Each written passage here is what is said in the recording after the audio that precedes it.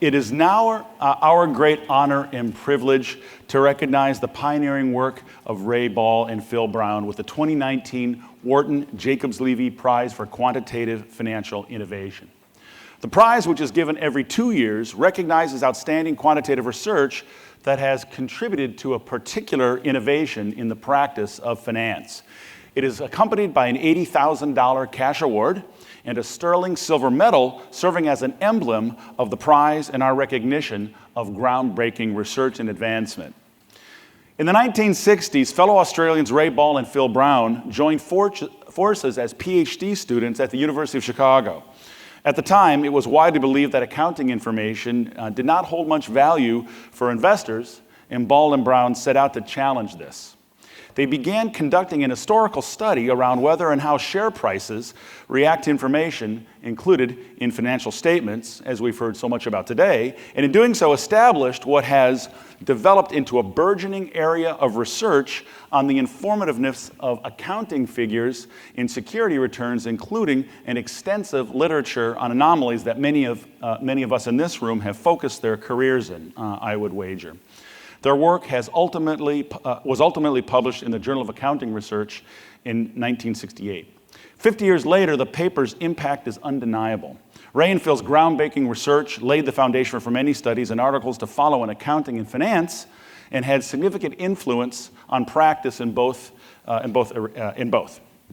would bet that many in this room actually grew up on Ball and Brown. In 2019, they published a replication to commemorate the anniversary of their 1968 paper. The article, titled Ball and Brown 1968 After 50 Years, can be found at the Pacific Basin Finance Journal, and a link is also available on the Jacobs Levy Center website. Ray and Phil were selected for this year's prize by a committee of esteemed academics and practitioners who are listed in the award ceremony program. We are delighted to have Ray with us today to accept the award on behalf of both winners. He'll also present a reprise and some observations on the prize-winning work that he and Phil prepared together for today's event. But first, we will hear from Bruce Jacobs and Ken Levy, whose generous gift endowed the Wharton-Jacobs Levy Prize in 2011. Bruce also served as chair of this year's selection committee. It is especially appropriate to hear from Bruce and Ken because they were also among the earliest authors who, in their own groundbreaking research, contributed to the line of work so eminently established by Ball and Brown. Please join me in again welcoming Bruce and Ken. Thank you, Chris, for those kind remarks. You know, amazing things happen when the right people get together in the right place at the right time. Ray Ball and Phil Brown were the right people. They met at the University of New South Wales in the 1960s. Phil left Australia in '63 to study as a Fulbright Scholar at the University of Chicago. There he earned his MBA and PhD, becoming an assistant professor at Chicago's Graduate School of Business. Meanwhile, Ray earned his Fulbright Scholarship, and at Phil's urging, also enrolled at Chicago, where he also earned an MBA and PhD, and is today the Sidney Davidson Distinguished Service Professor of Accounting. Phil ultimately went on to the University of Western Australia, where today he's a senior honorary research fellow in accounting and finance and a professor emeritus. And Chicago was the right place.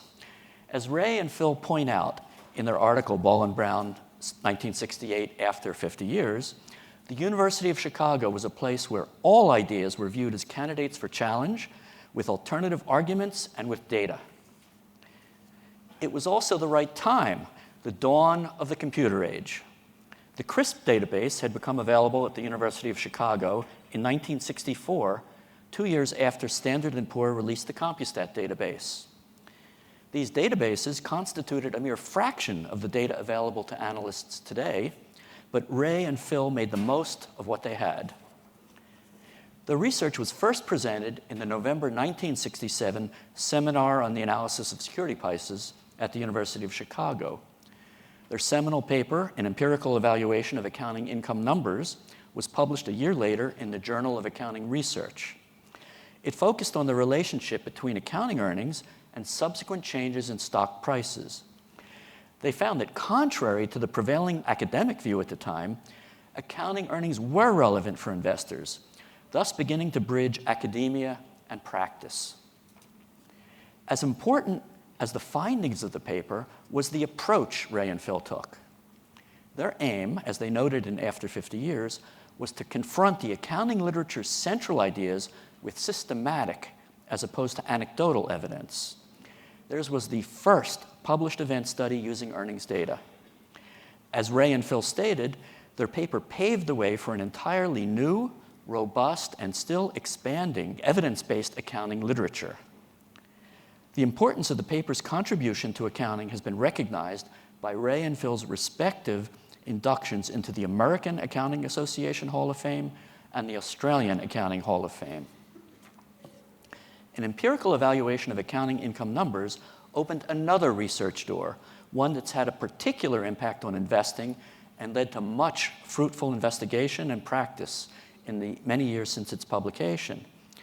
Its finding that abnormal returns continued in the expected direction even after the announcement of earnings, the so-called post-earnings announcement drift, was the first reported evidence of anomalous behavior in the context of the efficient market hypothesis.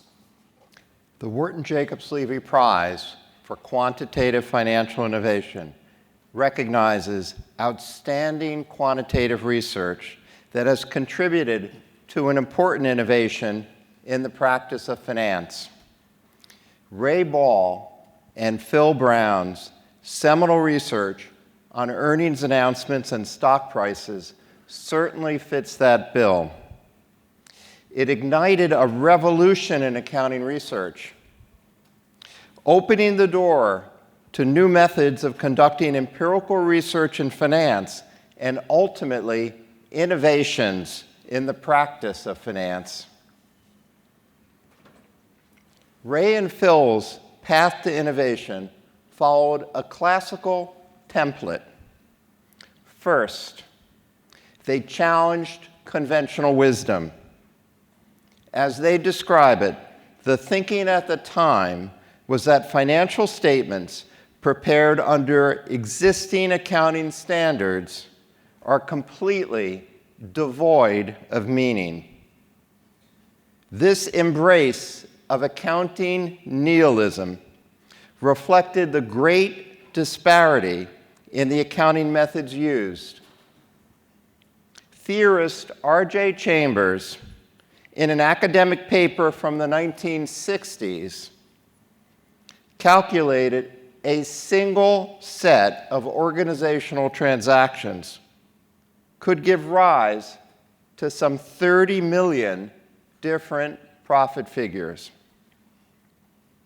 Confronted by the seeming futility of their chosen profession, Ray and Phil asked themselves, why do firms put so many resources into calculating net income and preparing balance sheets if they're meaningless?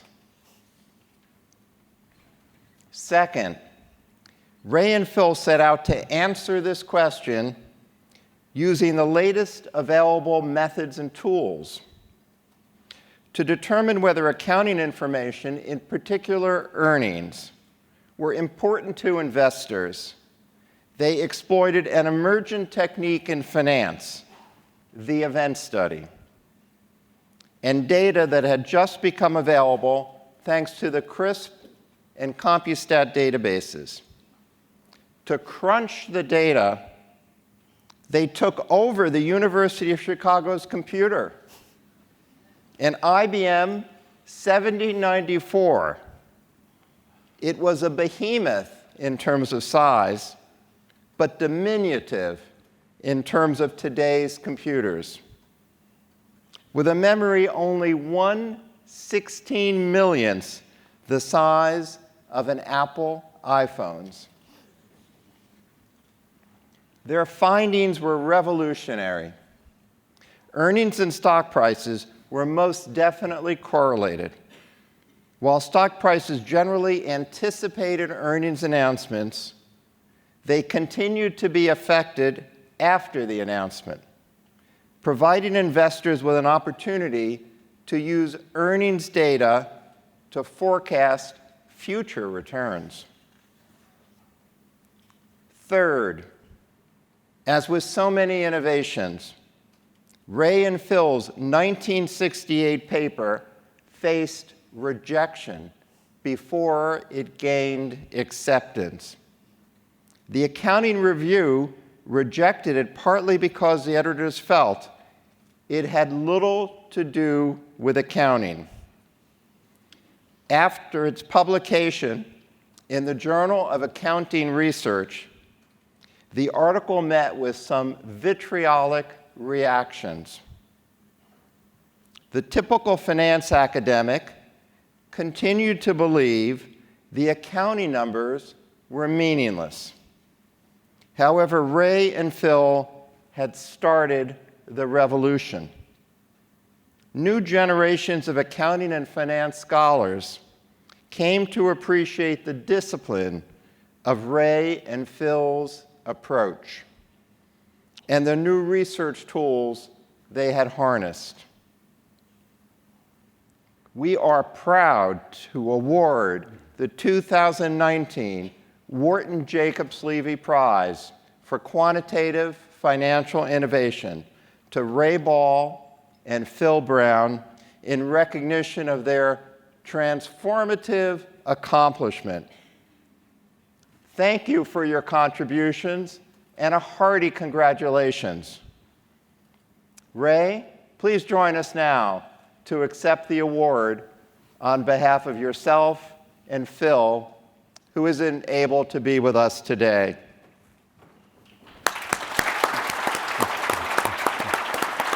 Congratulations.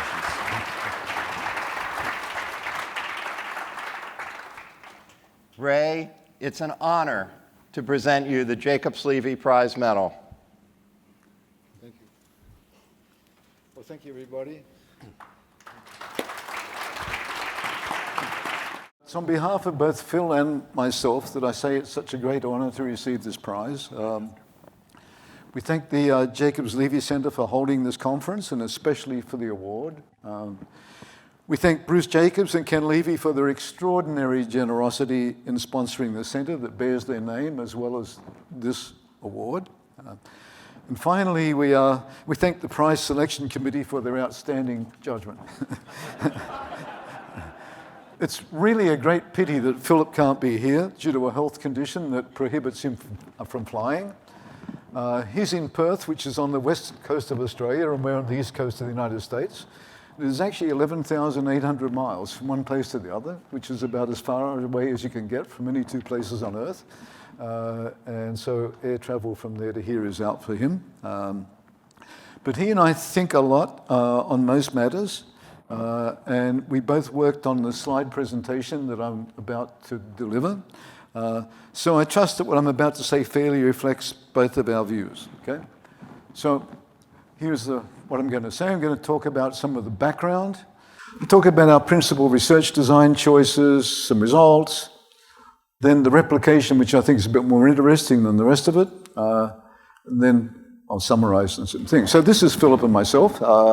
6 months ago in Melbourne, I just got off the plane. I'm jet lagged, so I'm looking a bit scruffy. We're having a cup of coffee together. And at the end, I'll show you what we looked like 50 years ago. It's a bit different. So Bruce and Ken have already said this pretty much. If you go back and look at the accounting literature circa 1967, it's pretty bad. It's interesting to actually look at the finance literature at that time. The Journal of Finance started, I think, in 1945, and you read the first 20 years of it, apart from a small number of articles, it really, by today's standards, is very rudimentary. In the accounting literature, the prevailing view was that the numbers were totally useless. So that's part of the background, okay?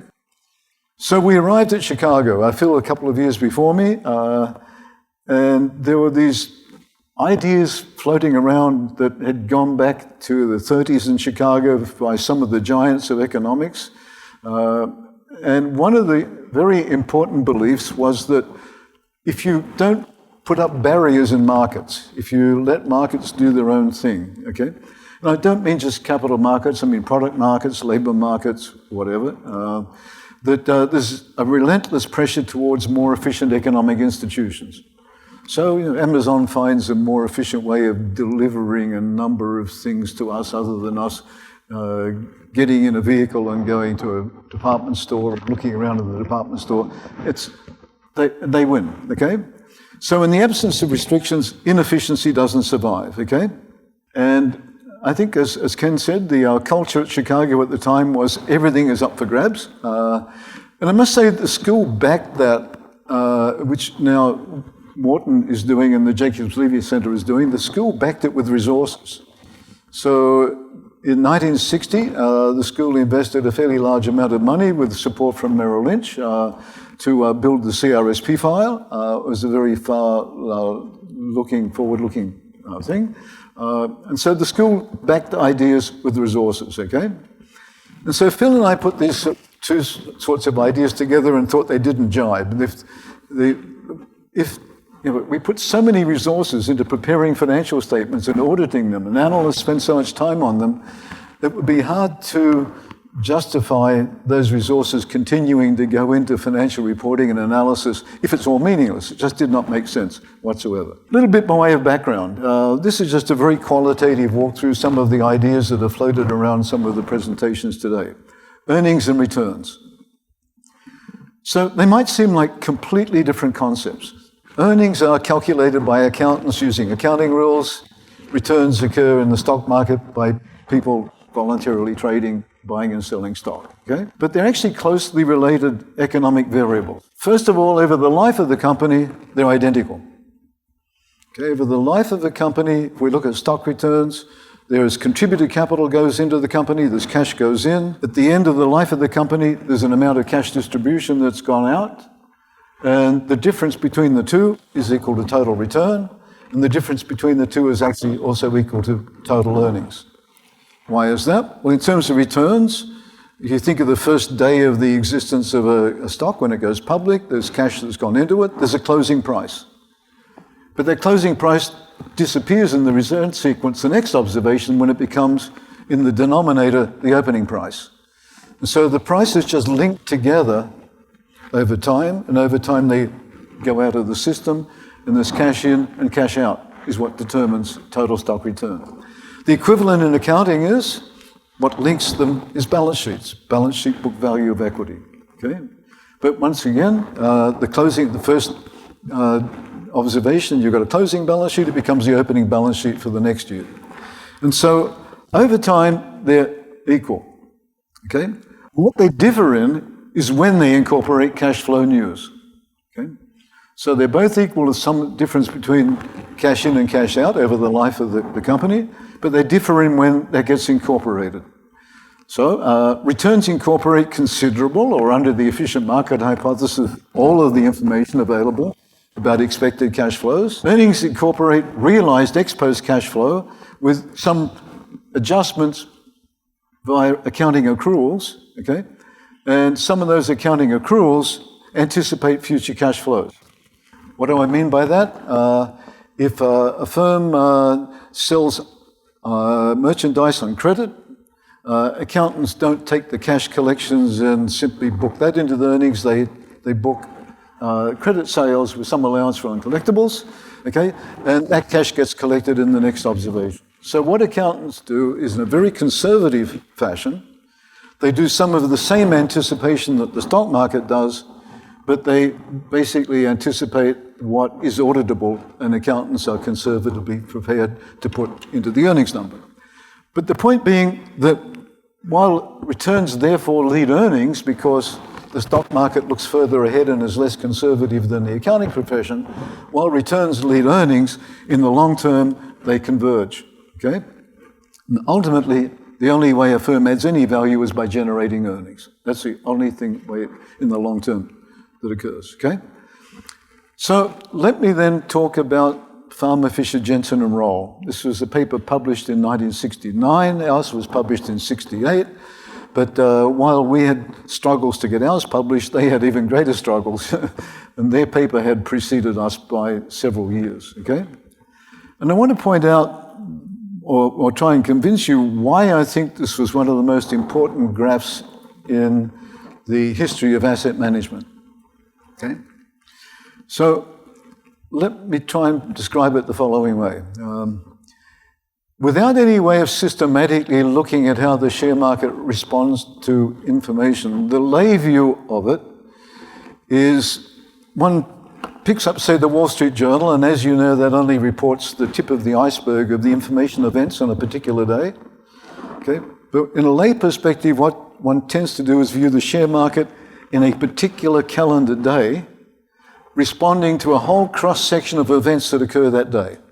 They range from some of the stuff that's going on in Washington, some of the stuff that's going on in Europe, some of the stuff that's going on in Southeast Asia and the Middle East, okay, all the way through to what the Fed is doing, various aggregate data, industry data at a firm level, new products, change in product price, maybe a management change, a lot of stuff goes on. And the lay perspective is to look in calendar time at a cross-section of events. And what you see is chaos. You can't connect them. There's no systematic view, okay? And so what Farmer, Fisher, Jensen, and Roll did is they flipped it exactly on its head. They looked at one event, not a cross-section of events, that occurs at a cross-section of times and not the same time. So they said, let's take when a company splits its stock. Let's take that as the event. And we'll line up its share price behavior relative to the time of that event. And suddenly we see systematic behavior. In that graph we see before, the vertical line in the middle is the date of the stock split. Okay, the dotted line is price behavior. And what you see is this systematic behavior of the price anticipating in advance the event, which is the stock split. And it's relatively flat thereafter, which is what it's supposed to be in an efficient market. Okay? But the key thing about it is two things. The first is that Gene Farmer in 1965 had written, by the way, I revere Gene Farmer, it should become pretty clear, okay? In 1965, he had written a piece which is known, I think incorrectly, for first mentioning the words efficient market. But the key contribution to that piece is modeling price behavior as a function of information flows. And if you look at all of the research that had been done on stock prices before that date, it was all statistical analysis, like whether or not there are sequences in prices, and it was done by statisticians and not by financial economists, okay? And the idea that information was an important good was very novel at the time. In fact, George Stickler at Chicago had published a piece in 1961 in the Journal of Political Economy saying, you shouldn't have to convince academics that information is a good, as an economic good, but it plays almost no role in our literature. Okay? And there's some work being done by guys like Roy Radner and so forth, but information was not the way, flows were not the way we looked at share prices. So this graph did two things. First of all, it confirmed the value of looking at share price behavior as a function of information flows. And secondly, there was something systematic. Okay? And I can attest to you that as a young doctoral student, I got the opportunity to show that graph to finance professors both in the United States and in my home country, Australia, and they were astonished. Okay? They did not believe that there would be systematic behavior in the stock market. So I don't think I exaggerate when I say this underpins a lot of what the people in this room do, because what you are all doing is looking for systematic behavior in the stock market. Okay? So while Gene Farmer's 65 paper introduced the notion of stock prices responding to information, and he talked about efficiency, that becomes a lot of the foundation for a lot of the behavioral theories. In other words, are we rational Bayesians in how we respond to information? Do we overreact or do we underreact? Okay? So we had, as in the Ball-Brown paper, we had a natural design that would allow us to try and attack this issue as to whether or not accounting numbers are meaningless and find something more about the relationship between accounting earnings and share prices. Okay? So we had to make some research design choices. Odd as it might seem, we had to figure out what the event was. What was the information event? Farmer, Fisher, Jensen, Roll is you announce a stock split. Well, the fact you announce your earnings is not a surprise. You're required to announce your earnings. Okay? And this is one of the differences between discretionary and non-discretionary disclosure in the markets and how they respond, okay? So we had to figure out, okay, what's going to be the event? Well, we hit upon the notion of what we called unexpected earnings, now known as earnings news or earnings surprise, okay? And we measured it in a couple of different ways, okay? We collected earnings announcement dates. The major reason I wear glasses is that I almost went blind reading microfiche of Wall Street Journals going back 10 years. So we hand-collected earnings announcement date. If you look at the paper, it's pretty crude by today's standards. We have very simple non-parametric statistics. First of all, Gene Farmer had scared us off parametric statistics by his argument that stock returns had infinite variances, so-called stable Paretians. And we also thought that there'd be a non-linear relation, so we used non-parametric stats. It was a tiny sample by today's standards, 2,340 observations. People now routinely have a couple of 100,000 earnings announcement observations, okay? And as previously mentioned, we did the calculations on an IBM 7094 that was scheduled by an IBM 7040. It was really wild because this was the computer at the University of Chicago, and I want to build upon this in a second. It was the computer at the University of Chicago. It operated in batch processing, so when we were running a job, there was no one else in the entire university running a job on computing, okay? And some of our jobs took, because we had large data files, took quite a while, and some of the physicists would get really angry at us because we were holding them up. Their jobs were stacked up in the queue, okay? But the reason I talk about this, in part, is that one of the themes today that in the discussions in the papers has been whether or not results replicate over time, okay? I would be very surprised if you could not find, in hindsight, a large number of anomalies on old data. The metaphor I always use in this, talking to my students, is that if you had a helicopter gun ship,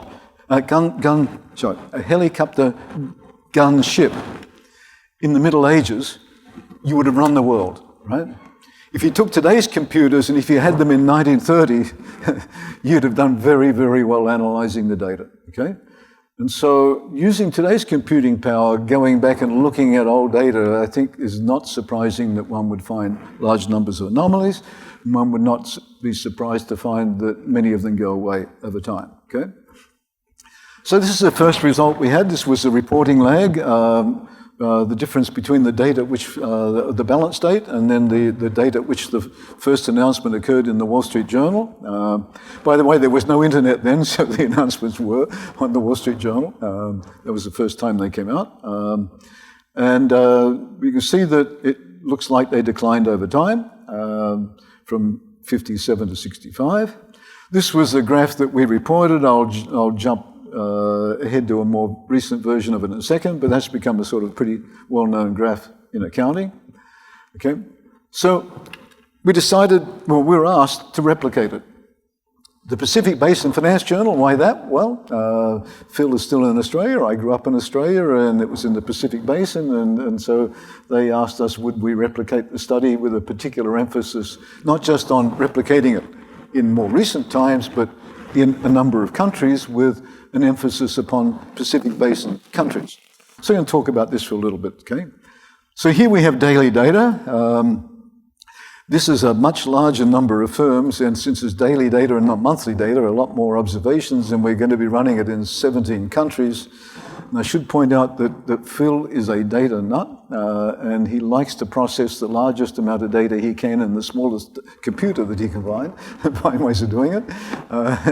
And it's a trait we learned from having to squeeze everything into an IBM 7094 with only 32K of addressable memory. Phil's still trying to do that in a greater scale. And so what are the results? The first result is known in accounting as value relevance. That is, what we find is an association between the sign of an annual earnings change and annual returns. So in this graph, the green graph at the top is companies which at the vertical line in the middle, the dotted line, companies that announced their earnings on day zero, and the earnings were good news relative to last year's.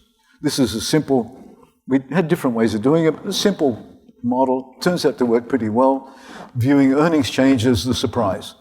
So green is earnings up on last year. Okay, red is earnings down on last year. And the value relevance is where we see that the sign in which by the way, the vertical axis, we call it an abnormal performance index. 0.10 is 10%, 0.15 is 15%, minus 0.10 is minus 10%. So what you see is an association between the signs of the earnings surprise and the price movement, okay? Believe me, that was shocking to people to see. In retrospect, it's pretty obvious, okay? But that goes back to the notion that annual returns and annual earnings incorporate overlapping information. Over the life of the firm, perfectly overlaps. Over a year, there's a fair amount of overlap, okay? The second result is low timeliness. Prices really lead earnings by a substantial margin. You can see the price movements occur well before that vertical dotted line when the earnings announcement comes out, okay? And as part of that, if you look at the dotted line at the event day 0, you see there are little blips, okay? So yes, there's some reaction at the event date, but it's not much, okay? In the scheme of things, it's there, but in the scheme of things, most of what is reported in an earnings number is old news, okay? Well, why is that? Well, it makes perfect sense. What do accountants do? Once a quarter, they sharpen their pencils, and they do some sums. They add up all of your revenues from the last quarter. They add up all your expenses. They calculate an earnings number. They report it maybe 2-3 weeks into the next quarter. Okay, but the revenues that they are reporting started at the beginning of the last quarter. And so they're giving you information that starts out being 15, 16 weeks late. Okay, there are some events that occur right toward the end of a quarter that are not known to the market to get into the income numbers. But accountants are very good at looking backwards. Okay, there are some old jokes about that. But in the interests of your sanity this afternoon, I won't say them. So what we find is there's low timeliness, prices lead earnings. That tells us something about the economic role of financial reporting. Most of the role of an earnings number is actually telling people what happened and confirming what happened. Just accounting is counting. So one of the pieces of research that has followed up on this is to ask the question, does an audited financial number that comes out confirm prior disclosures made by managers and make those managers more truthful, those disclosures more truthful, okay? So yeah, that's something, we learned something about accounting, okay? We also learned something about markets. Previously mentioned, we called it the drift. The accounting literature then called it the post-earnings announcement drift. That's the first reported anomaly. Now, I now have a version of SP's disclaimer to read out. I disclaim all responsibility for the remaining 539 anomalies that have been reported since. Okay? So here in the replication gives us the reporting lags in calendar days by year in the United States, okay? And so we can see that they're pretty flat except for the top line, which is the 99th percentile, and they appear to be getting shamed into being more timely. But it turns out this is very misleading because there are two things going on. If you look at the reporting lags where you require the firm to be the same firm this year as last year, okay, then the reporting lags of comparable firms one year to the next decline every single year, okay? The second thing that's going on is there are new firms coming into the market which tend to be younger and take longer to report. And so the older firms that remain in the market are gradually getting their act together more and more quickly, okay? But the market is having new firms come on who report later, okay? In the accounting literature, people get exercised about the amount of variation in stock returns that can be explained by earnings numbers.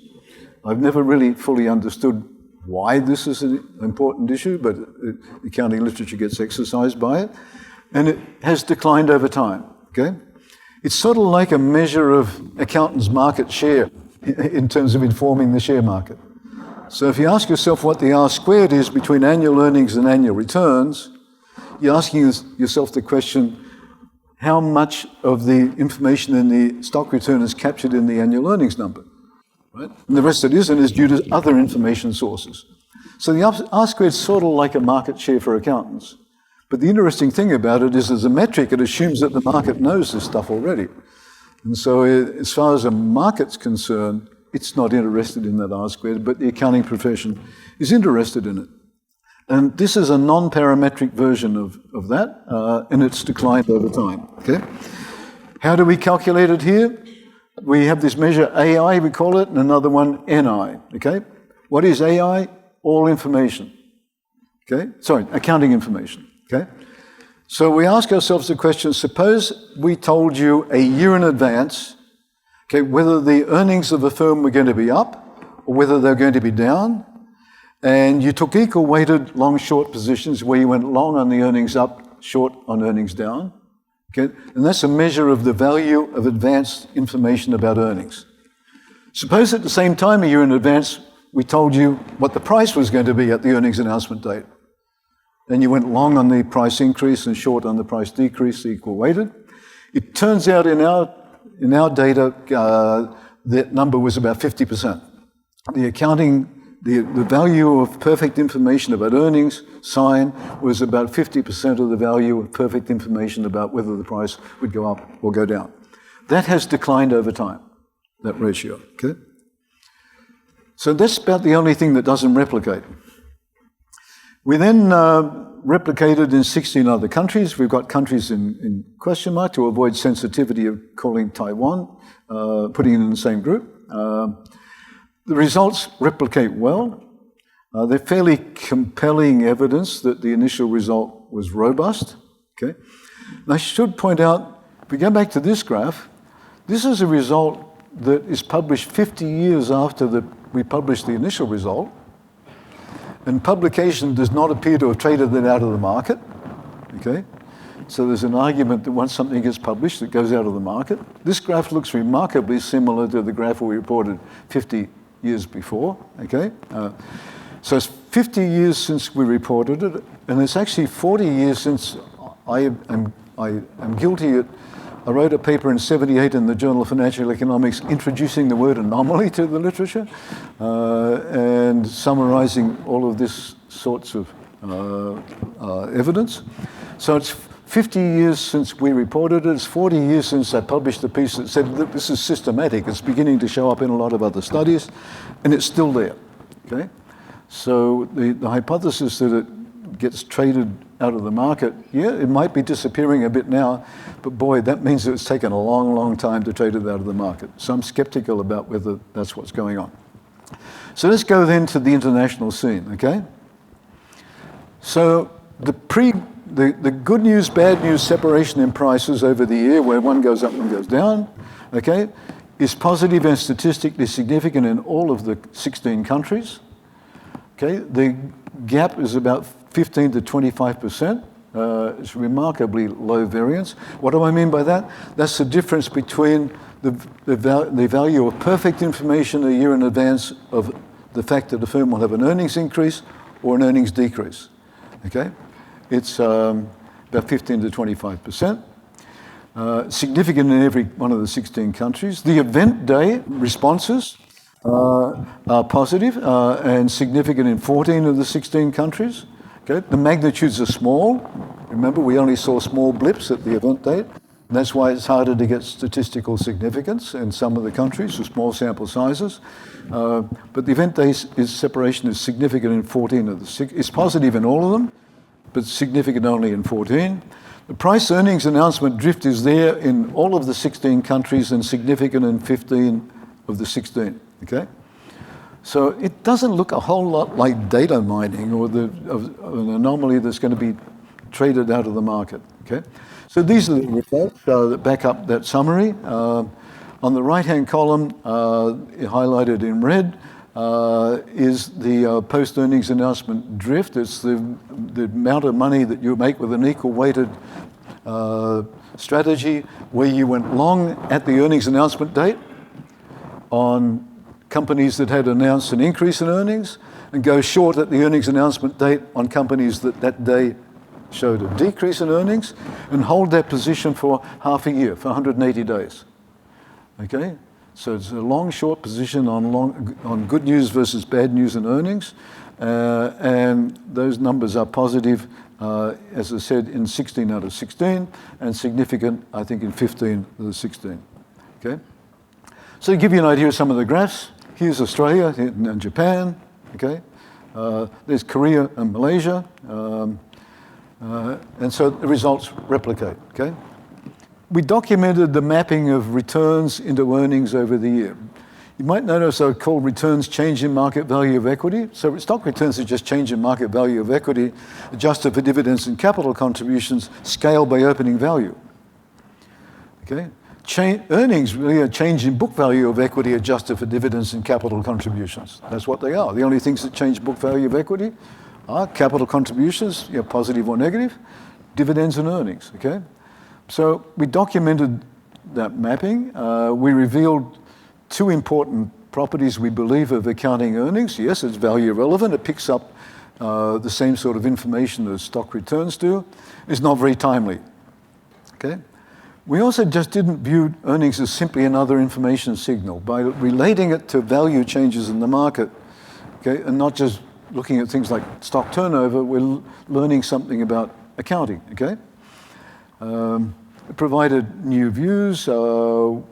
We used this data to test notions of optimal accounting regimes. What do I mean by that? It's now called evidence-based policy research.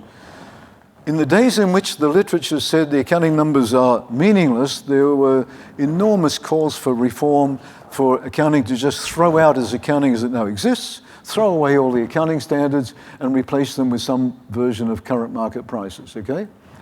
And so this was an example of evidence-based policy research. We were saying, okay, well, the system we got doesn't look so bad. If it's not that bad, is there such a strong case to overturn it? Okay. Another strength that replicated, we acknowledged the first anomaly. I'm embarrassed to say that when I was doing that survey I published in '78, there were a couple of papers that I did not include because it turns out they stopped reporting what went on after time zero. And the reason is typically when you've got an hypothesis or a theory as a scientist, and the theory here was efficient markets, that it should all stop, the movements should all stop at time zero.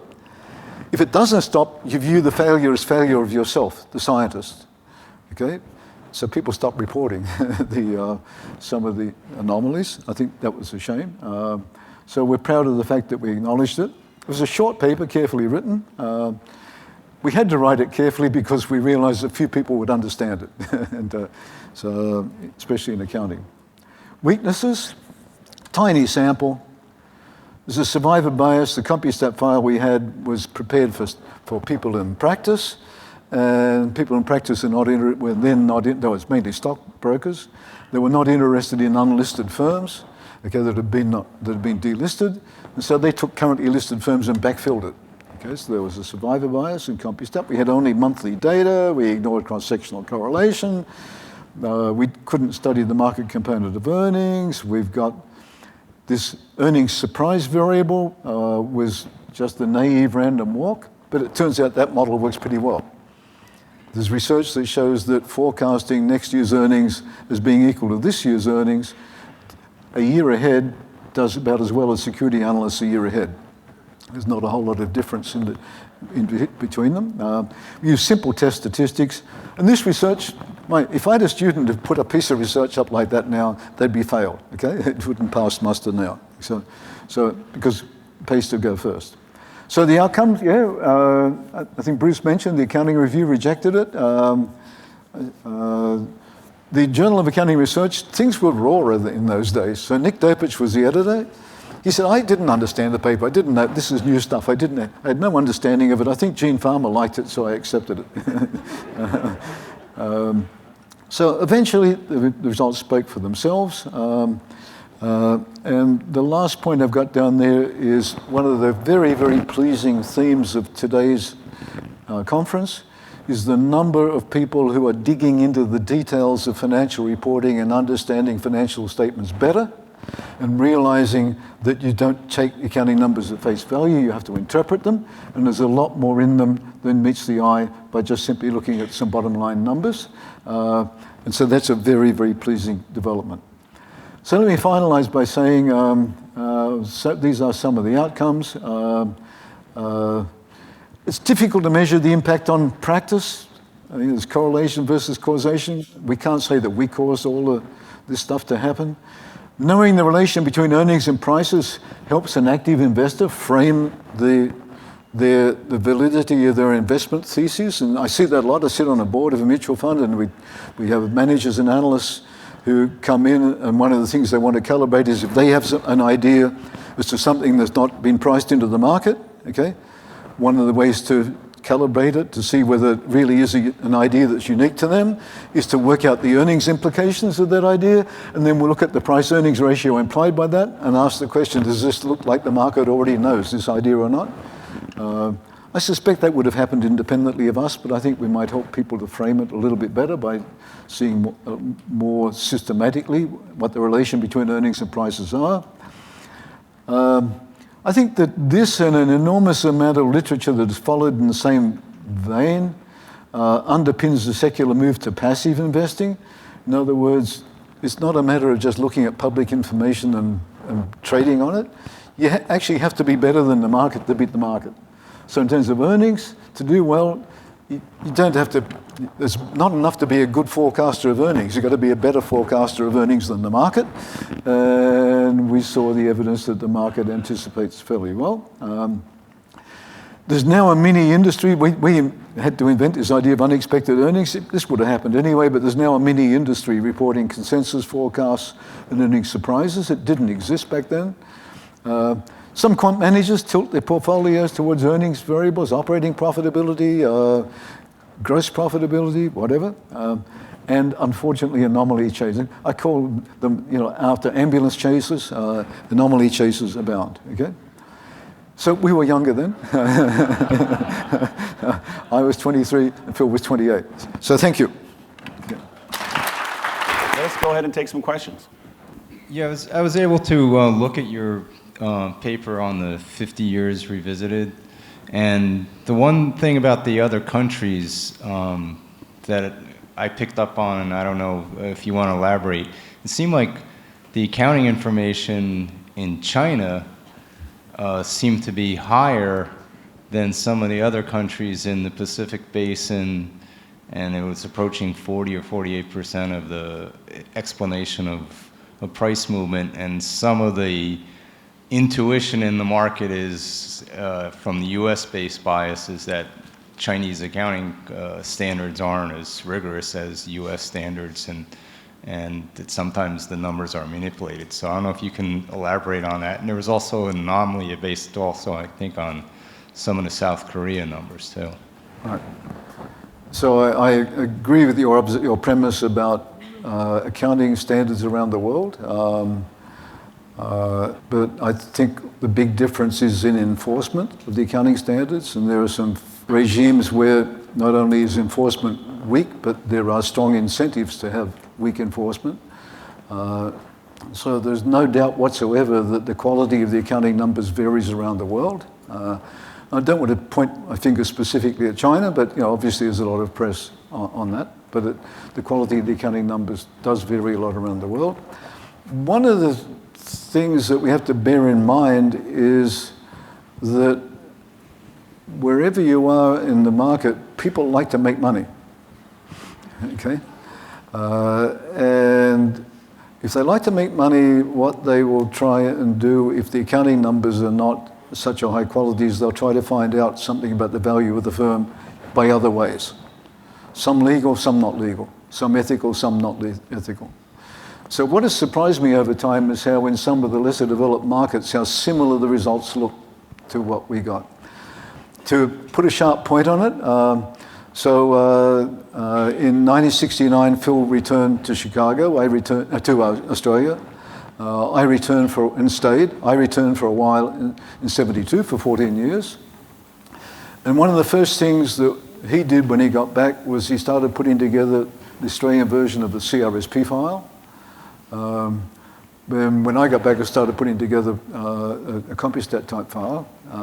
But Phil published a piece called Those Half-Yearly Reports, I think it was, something like that, soon after he got back, and he showed similar results in Australia than in the US. And people said to him, oh no, what you see in a big market like New York won't apply here in the Sydney Stock Exchange, where there's much less turnover, the companies are a lot smaller, there's less liquidity. Well, the same sort of results apply. Then I think it was a guy called David Emanuel, I think in New Zealand, saw the Australian results, and so he said, okay, I'll collect some data in New Zealand. New Zealand's a country where there are something like about 10 times more sheep than people, okay? It's not a large country. I think it's got a population of about 4 million, something like that, okay?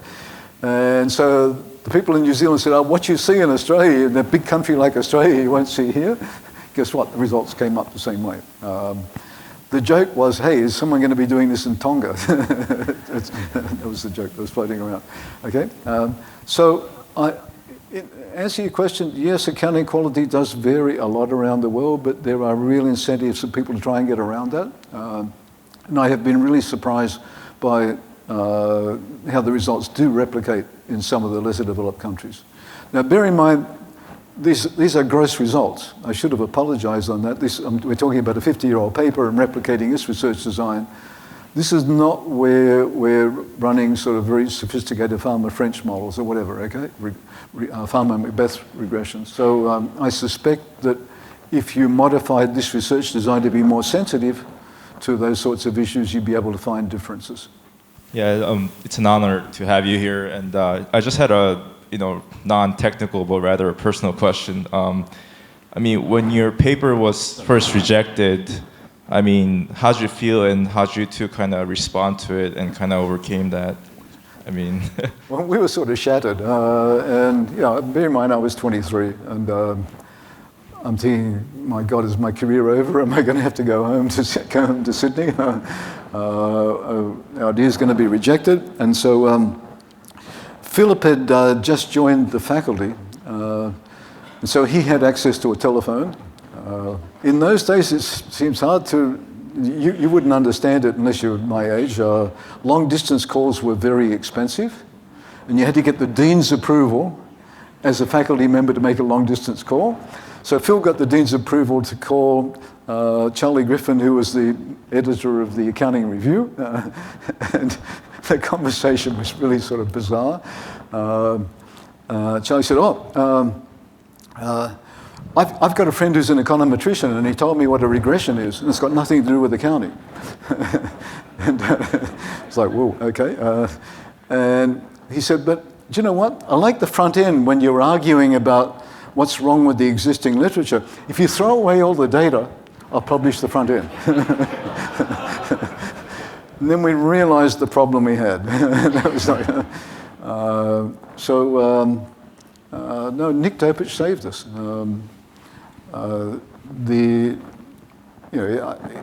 If Nick Topich hadn't saved the paper, it would have probably ruined my life.